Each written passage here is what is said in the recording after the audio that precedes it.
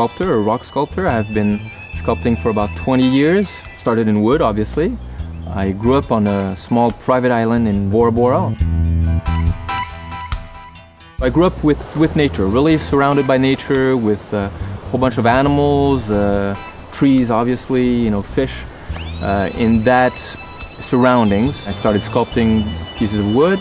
But the problem with wood on the outside is that with the weather, it deperishes, and you need to go back on it and put some, you know, some varnish or something to protect it.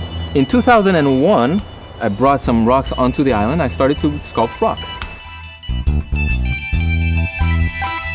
I like the idea that once the piece is done, you don't have to go back with it. It has its own life.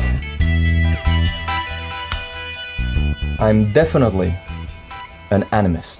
I believe that rocks have energy and that everything alive has energy.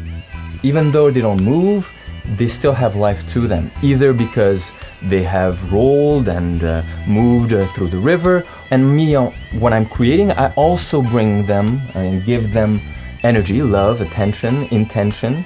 And so they are charged in a way. The Polynesians at the beginning were also like this. There was mana in the rocks, especially if they were rocks that were used for mares, because there were sacrifices. And these rocks were charged with a lot of emotions, a lot of will. I can't give you the name of this creation right now because I'm still in the process of creating. And it's a very different energy to create, at least on my behalf, than it is to name a piece. Creating is something where I have to be with the intuition of finding where it wants me to go, right?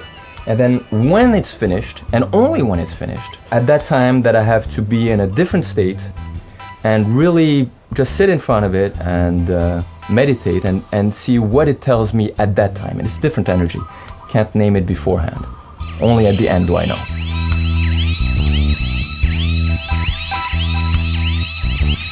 If I don't listen to it very well, it will tell me, you know, by popping or by doing something that wasn't planned by me.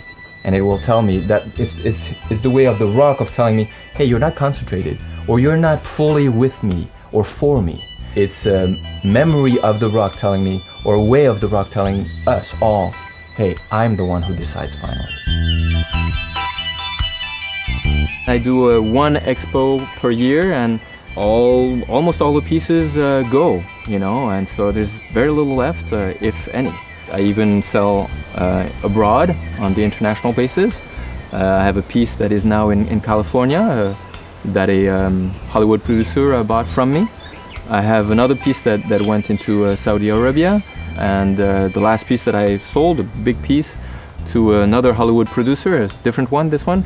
But this piece will go to Israel, so worldwide.